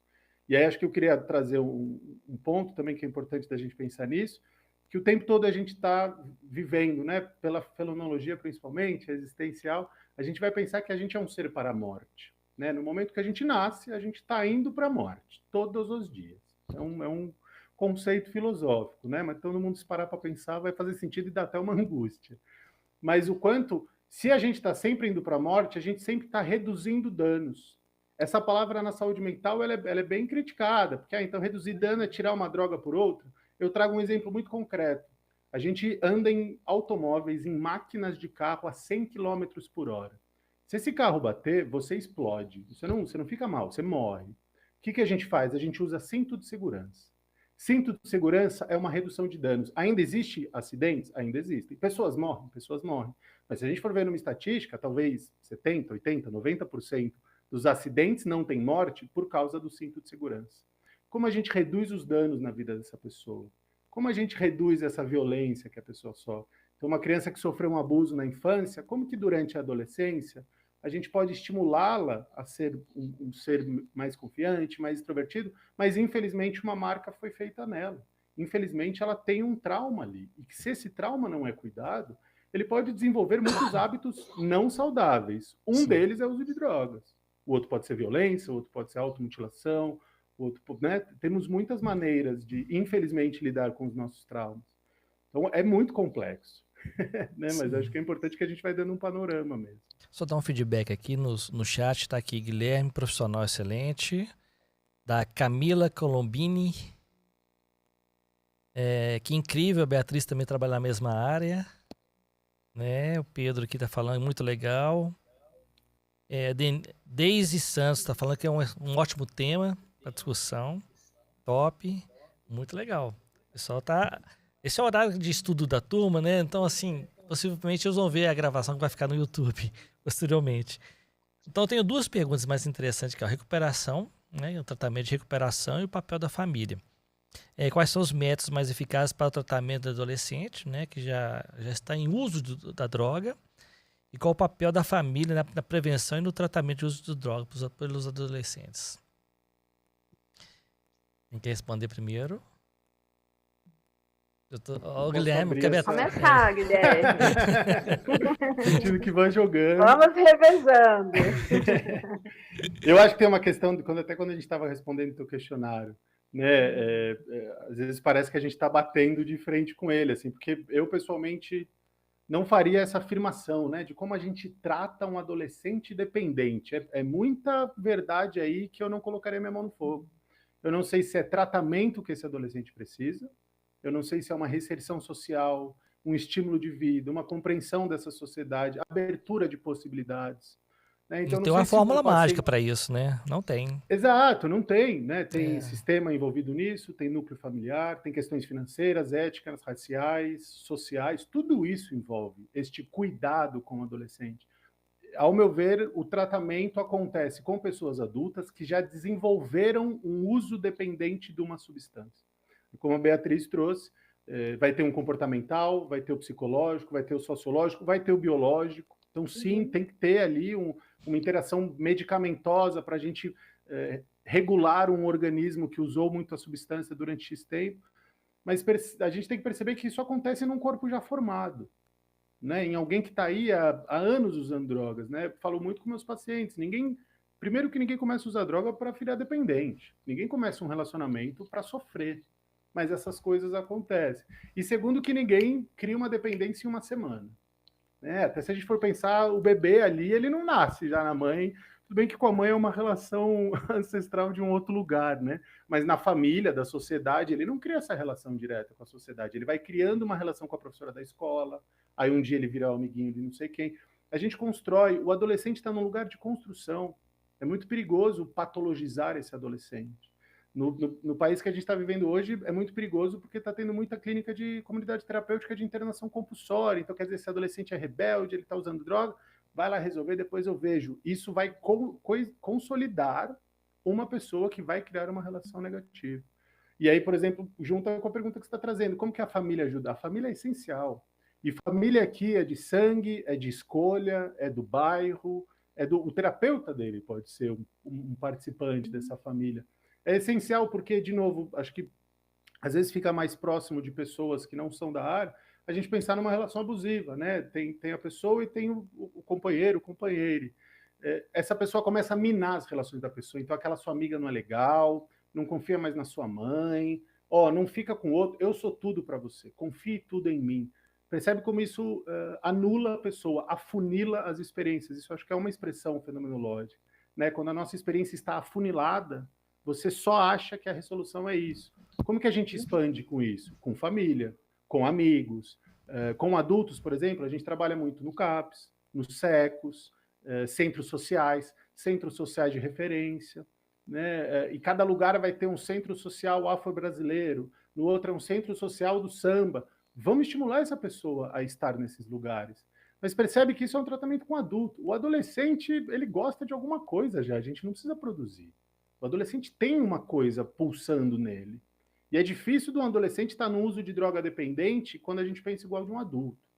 De novo, é um mito de achar que um adolescente é um homem dependente, aí vem a imagem de uma pessoa de 30, 40, 50, 60 anos na rua, na Cracolândia, numa situação extremamente vulnerável, onde existem muitas questões que não têm a ver só com drogas. A gente pega essa imagem e coloca no adolescente. Isso é muito perigoso com o adolescente. Muito bem. Beatriz, quer completar? Então, assim, dando continuidade à fala do Guilherme, eu gosto de trocar a palavra tratamento por possibilidades de cuidado. Assim, e quando a gente pensa possibilidades de cuidado, precisamos pensar também em políticas públicas. Como que o papel, né, do Estado é importante para ter esses espaços de cuidado que de fato se façam interessantes e que começa lá na prevenção. Então, eu concordo com o ponto de vista que o Guilherme traz, né, de que muitas vezes o tratamento vai ser aí para uma relação de dependência, mas pensando na adolescência, né, assim, como um corpo que está ali vulnerável em relação a todas essas questões que a gente já discutiu. Então, quando a gente tem políticas públicas que vai inserir aí essas possibilidades de cuidado através de projetos que estão além daquilo que já é proporcionado na nossa sociedade em relação à educação, a gente amplia, né, outras possibilidades. E aí, pensando também no papel que muitas vezes muitas comunidades já têm ali de projetos sociais, quantos grupos a gente conhece, aqui na minha região mesmo tem pessoas que disponibilizam o tempo delas, assim, de dar aula de capoeira, por exemplo, que é uma forma que essas pessoas encontram ali de se aproximar desses adolescentes. Então, a comunidade também tem esse papel importante. Nós, enquanto profissionais de saúde, também temos o nosso papel, esse lugar aí de cuidado também. E a família é basilar, né? Assim, pensando nesse modelo que o Guilherme traz também, das possibilidades de família. Às vezes não vai ser aquela nuclear, né? Mas quais as outras possibilidades de construção de família que existe para esse adolescente, para ele ser cuidado, para ter essa outra possibilidade também. Porque às vezes lidar com essa realidade não quer dizer que a gente vai achar abertura, como eu disse numa pergunta anterior, dentro dessa família no primeiro momento. Então, quando a gente amplia, não a questão dessa palavra tratamento, que parece ser algo assim decisivo e determinado e com início, meio e fim, e a gente transfere isso, troca para a possibilidade de cuidado, me parece algo que vai ressoar aí, refletir por toda uma vida. Muito bem. Vou fazer duas perguntas aqui, depois tem as perguntas do chat, para a gente poder ir finalizando, né? Com relação ao impacto na educação e abordagem comunitária, tá? Como o uso de drogas pode afetar o desempenho acadêmico e as oportunidades futuras desse adolescente? E que iniciativas comunitárias, né? Nós falamos agora sobre questões de políticas públicas, né? Ou programas de apoio existem para ajudar adolescentes a evitar ou superar o uso das drogas. E eu completo com a terceira pergunta aqui, que eu sei a resposta, mas eu tenho que perguntar. Tem cura? Buscamos a cura? Aquele que procura o terapeuta, ele procura a cura ou como resolver o problema dele? Bem... Essa eu passo para... Bem leigo mesmo, né? Por favor. Nem parece que eu sou aluno do curso de psicologia. Sim. Quem quer responder primeiro? Essa palavra cura me assusta. Você tentando passar essa... Se curar de quê, né?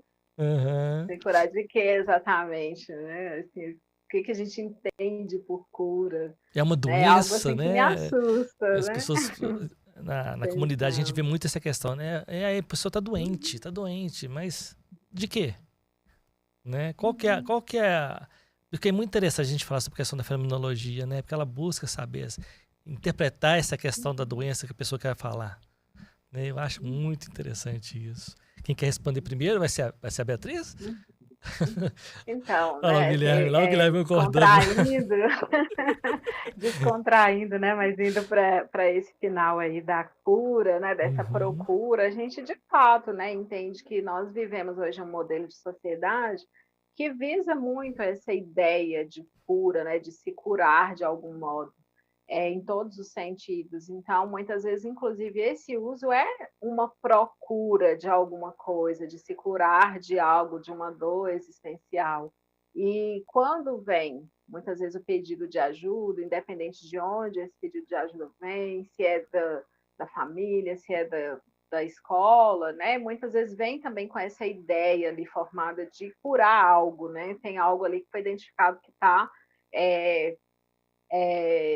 ruim e que precisa passar por essa cura. Vem muitas busca por resposta, então há sempre essa necessidade num primeiro momento.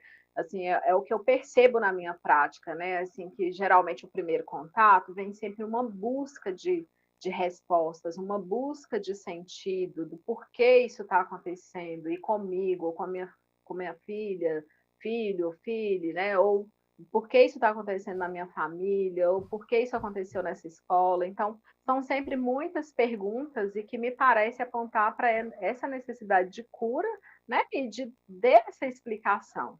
Então, essa busca de explicação, ela também é uma necessidade ontológica, né, assim, de buscar sentido.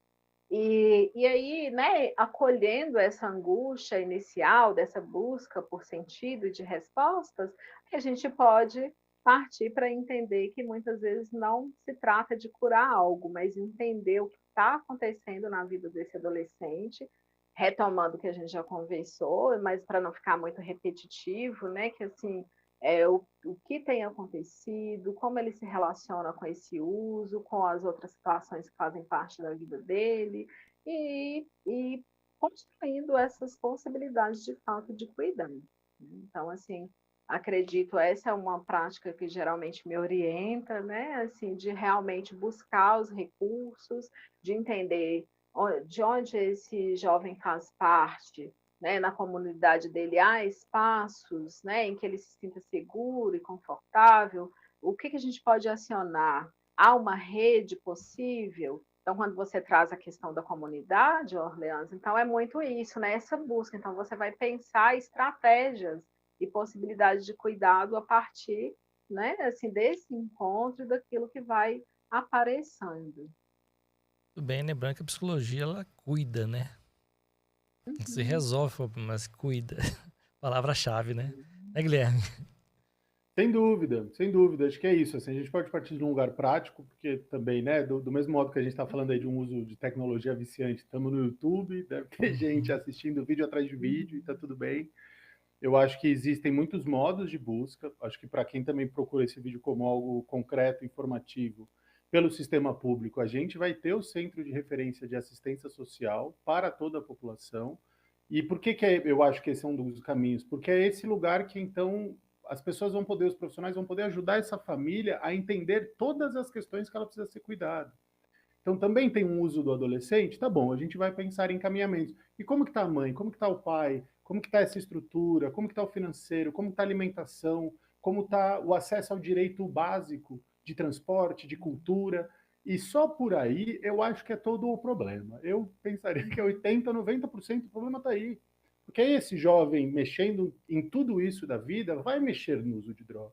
Isso é uma coisa que a gente vê em todo o tratamento. Se você ficar batendo de frente com a droga, de novo, há 60 anos a gente vive isso.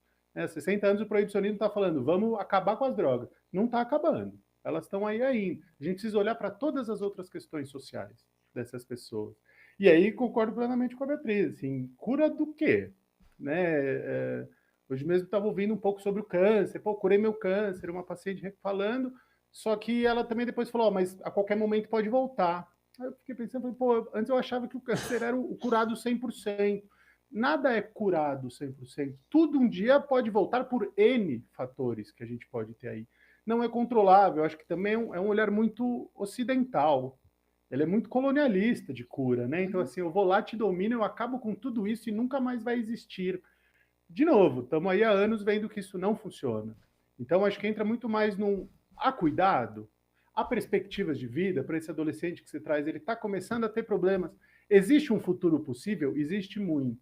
Eu acho que o adolescente é o momento mais resiliente da nossa existência, porque quando a gente é criança, a gente também é resiliente, mas a gente tem pouco conhecimento ainda do mundo. O adolescente está ali no meio termo. Então também chegam muitos pais falando, mas meu Deus, agora ele está usando e vai ser assim para sempre. No momento que você também determina que vai ser assim, você está colocando um peso. Você está enclausurando este adolescente neste lugar. Né? E o quanto é trabalhar exatamente o que a gente conversou hoje, essas outras possibilidades. Como expandir a vida deste adolescente. E no futuro, se ele quiser fazer uma faculdade, ele faz. Se ele não quiser, ele não faz também. Porque isso eu escuto muito dos adolescentes. Não aguento mais essa pressão, eu tenho 17 anos, eu preciso decidir a vida inteira. Tem cura para essa ansiedade? Tem cura para a nossa ansiedade de viver numa sociedade de WhatsApp? Não sei se tem cura, mas também a gente não vai proibir. E aí percebe como acho que, de novo, a gente volta para uma estrutura binária. Então, ou libera tudo ou prende tudo. Não, peraí. Vamos entender, vamos pensar cada sociedade. Né? A gente está falando aqui num recorte brasileiro. Se a gente estivesse tendo essa discussão sobre drogas e adolescentes nos Estados Unidos, o número de adolescentes que estão usando opioides, que são remédios, que tem aí um princípio ativo do ópio, e que muita gente aqui que está vendo a gente vai falar, mas o que é isso? Porque a gente não tem essa substância tão disponível no nosso país. Mas lá está tendo muito uso e muitas mortes. É uma outra conversa. O modelo nosso não é igual ao deles, e o deles não é igual ao nosso. E a gente está tentando construir esse modelo de como cuidamos. Primeiro, a gente não tem modelo de como cuida do adolescente. Segundo, que a gente não tem modelo de como cuida de usuário de droga. Então a gente está tentando. Se existisse uma regra, enquanto... né? Era mais fácil. E mesmo a regra a gente está entendendo que não vai dar conta, né? Essa é a grande sacada, que eu acho que a terapia, o pensamento existencial, a fenomenologia sartriana, pode ser Heidegger, pode ser independente do filósofo. E a gente estava até conversando também, pensando o quanto a filosofia é uma coisa muito elitista em muitos momentos, e a gente precisa começar a traduzir isso para um linguajar mais popular, para todos entendermos. E entendemos que, assim, eu queria uma cura, todos nós queremos, como a Beatriz falou, a nossa angústia está procurando, mas não vai achar. Né? Ninguém nunca falou, eu tampei e não me angustio mais. E quem fala, de novo, eu desconfio, porque alguma coisa tem aí. Como é que é? A cura tá ali na esquina, aí chega na esquina, não é nessa esquina, é na outra. E vai seguindo, né? Muito bem. Então nós temos aqui a Yara Ferreira Guimarães, tá? Guilherme e Beatriz, parabéns pela exposição do tema. Né? Os nossos bastidores aqui do Clube 3, aqui, na opinião de vocês, a regulamentação e a liberação das drogas ajudaria a resolver esse problema? Né? O Guilherme acabou de falar aí que talvez, na verdade não, né? Não vai resolver. Eu acho que é isso, de novo, né? O que seria resolver? Então, resolver é não usar droga? Não vai dar. Resolver é não ter problema? Tirar a droga? Não vai dar. Eu acho que sim, regulamentar, né? E tem que ter uma descriminalização. Porque no momento que é um crime, eu não posso falar sobre isso. É o assunto que a gente teve. Por que o adolescente não fala que usa drogas ilegais? Porque é crime. E se ele falar, ele pode ser preso. Isso já rompe toda a relação. Pesquisas científicas não podem ser feitas porque é um crime. E aí eu deixo para quem quiser se informar mais sobre drogas, quem determinou que é crime.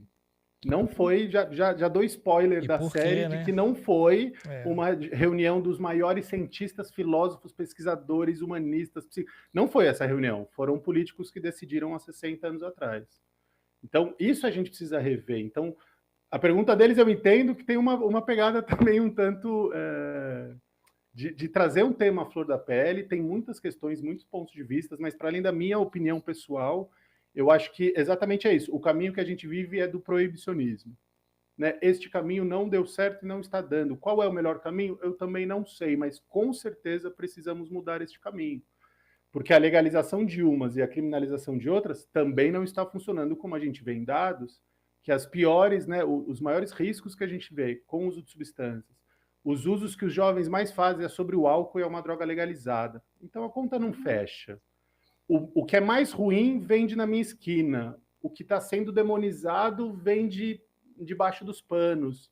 E aí eu acho que a descriminalização, a relação, a reflexão de uma liberalização, a reflexão de uma liberalização, de um controle sobre usos, como a gente vê em alguns países, mas, de novo, não é para a gente pegar o modelo, poderia também reverter um bom dinheiro em juros, por exemplo, como é do álcool, mas isso não é direcionado, porque é direcionado para outros bolsos, isso poderia ser investido em prevenção, em ajuda na sociedade. O dinheiro, por exemplo, do imposto do álcool podia estar sendo construído para fazer mais praças culturais em lugares que isso não existe. Será que isso na teria própria saúde, efeito? Né?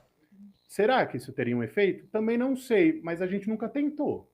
Então, acho que a gente podia começar a tentar para ver os resultados, para nos responsabilizarmos como seres angustiados e que não tem cura. E aí tá chegando próximo da eleição, né, das eleições municipais, mas a gente vai voltar a ver a cura da Cracolândia, a resolução de tudo, parece salvar todo mundo. Os curandeiros, né? Exato. E aí os curandeiros de verdade sabem que cura não funciona assim. Verdade. Beatriz? Então, assim, eu concordo com o que o Guilherme traz, né? E essa discussão sobre a descriminalização, né? Assim, ela perpassa por tantas camadas também, né? A gente precisaria discutir aqui sobre a questão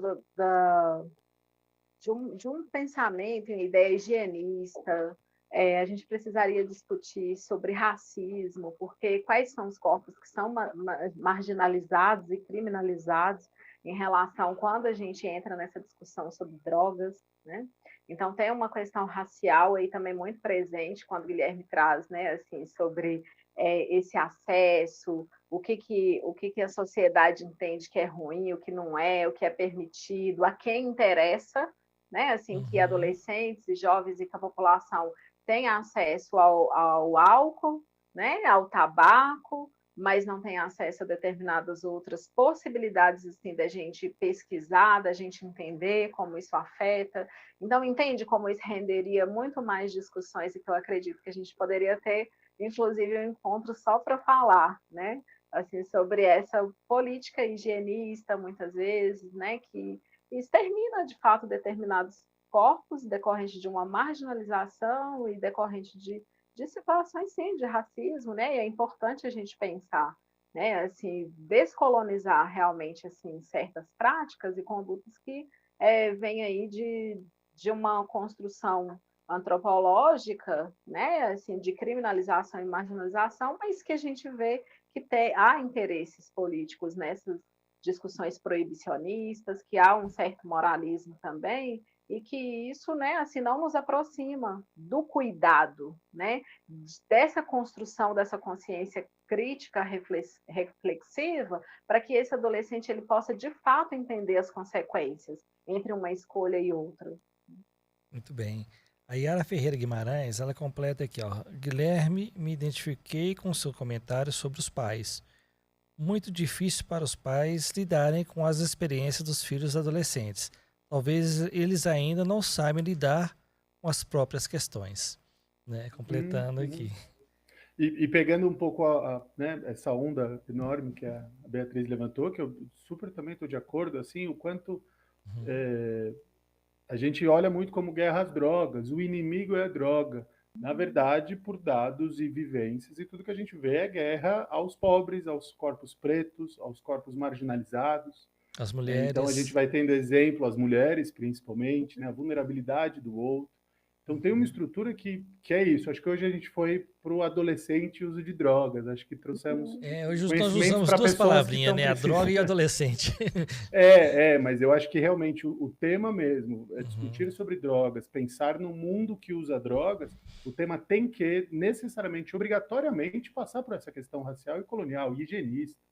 Né? Porque a gente vai ver ao longo da história que eu acho muito interessante que uma vez eu vi um ponto que acho que em 1600 e algo, 1700, já teve imperadores na Europa que cortavam a cabeça de quem tomava café. Aí ele matou muita gente, aí ele viu que não dava certo, voltou atrás. E esse vai e volta sempre existiu na nossa história. De novo, acho que é isso. Acho que pais que se angustiam com isso, mas a melhor ferramenta que se tem é o conhecimento. Por que vivemos neste mundo de drogas? As drogas nem sempre foram assim, os usos nem sempre foram assim, as consequências nem sempre foram assim. Desde quando isso acontece? Acontece por quê? Quem sofre mais? Né? E aí os exemplos e exemplos que a gente vê em manchetes de jornais de jovem traficante, atirado, morto, não sei o quê, e adolescente, universitária, viajando, né, transportando quantidades estranhas de substância. Quando a gente vê a foto, tem cor.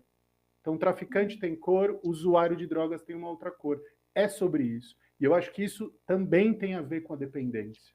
A dependência, né, a guerra às drogas não se responsabiliza, mas a consequência dos jovens mortos nas favelas é na conta da guerra às drogas, não é na conta das drogas. Droga nunca matou as pessoas, a guerra às drogas sim.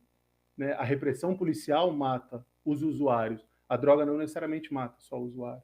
É uma questão muito mais complexa, muito mais delicada, mas que eu acho importante também da gente não deixar esse ponto passar, porque, de novo, senão a gente fica com essa mentalidade de que o problema é aquele negocinho lá que o cara comprou na esquina. Tem toda uma estrutura, que é o problemática para construir isso. Volta para a pergunta do a cura. A cura para esse sistema racial e colonialista? Acho que a gente tem que partir daí. Verdade. Como se resolvesse o problema da droga, ia resolver o problema do mundo, né? Devemos ampliar nesse pensamento. Beatriz, quer deixar uma mensagem aqui, aproveitar para deixar uma indicação literária também, para que as pessoas possam procurar?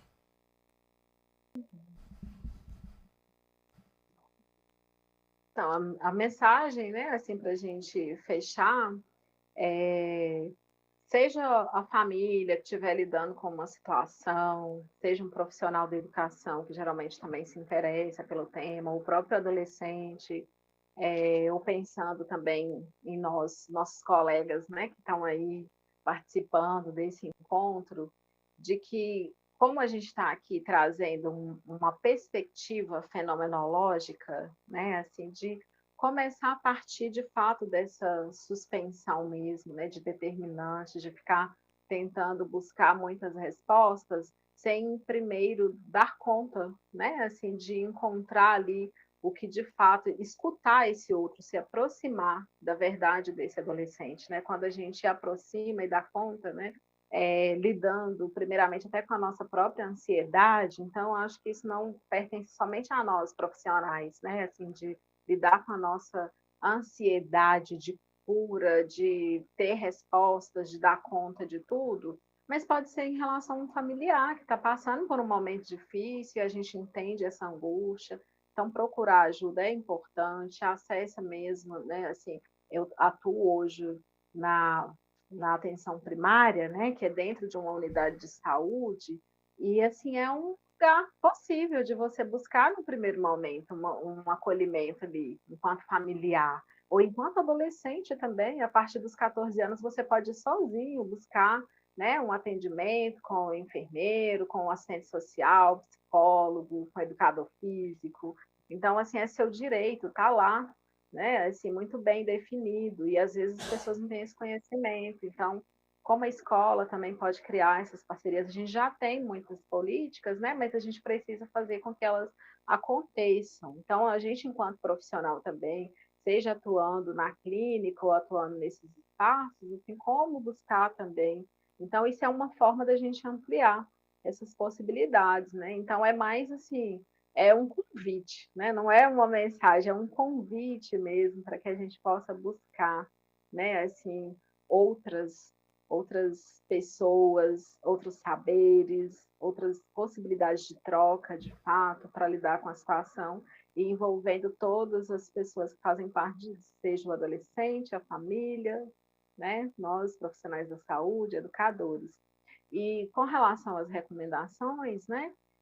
Acredito que hoje a gente tem muitos pensadores intelectuais brasileiros, pessoas não brancas, né? Escritos que podem nos aproximar. Então, assim, buscar essas referências também é importante.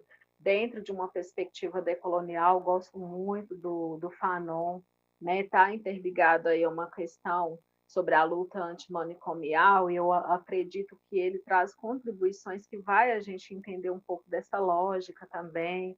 Então, tantos outros pensadores, e aí quem quiser depois pode até me mandar um e-mail, né? Eu posso compartilhar outros autores também, mas eu acredito que essa procura ela deva partir também para entender ali que tipo de leitura faz sentido, quais referências, né?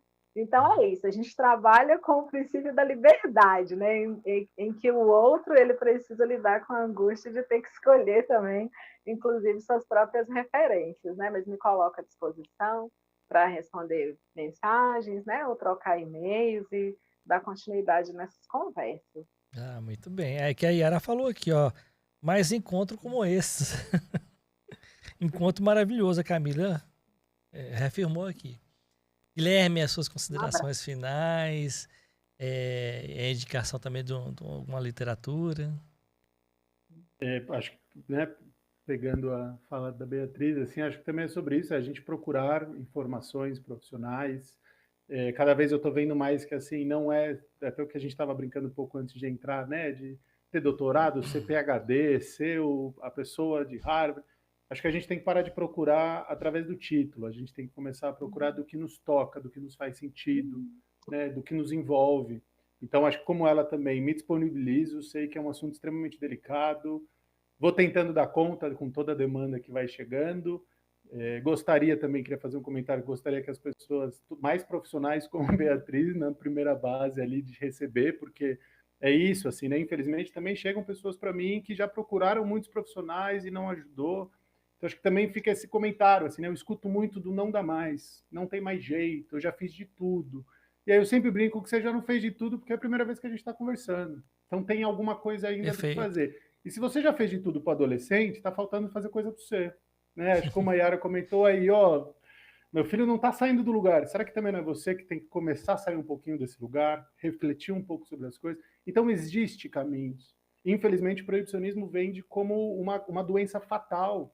E a gente vê cada vez mais na sociedade que não existe fatal, existe coisas que nos levam à morte, mas que a gente consegue reduzir os danos, cuidar dessa nossa existência. Existem caminhos, é procurar, né? Não é ir na onda só porque está todo mundo fazendo, só porque minha vizinha falou que funcionou para o filho dela, eu vou fazer com o meu é diferente, é individualizado. Né? Então, acho que eu trago um pouco dessa mensagem também, né? Como a Beatriz falou, de procurar informação, da gente tentar saber lidar com todas essas emoções. Sei que é mais fácil procurar o primeiro. A gente vive numa sociedade que é só passar o dedo para cima, que você já vê um monte de coisa em 5 segundos. Então, também fica uma reflexão aí de que crítica que eu estou fazendo do usuário de droga, se eu também não saio do meu celular e fico 3 horas, essa é a fala que todos trazem, né? Quando eu vi, passou 3 horas, mas eu achei que era só 10 minutos. É a fase que eu escuto de gente usando droga. Então, é importante da gente desconstruir isso, descolonializar isso. E faço convite, né? Faço parte da Brand Fenomenologia, é uma associação também que está sempre aberta, querendo produzir mais.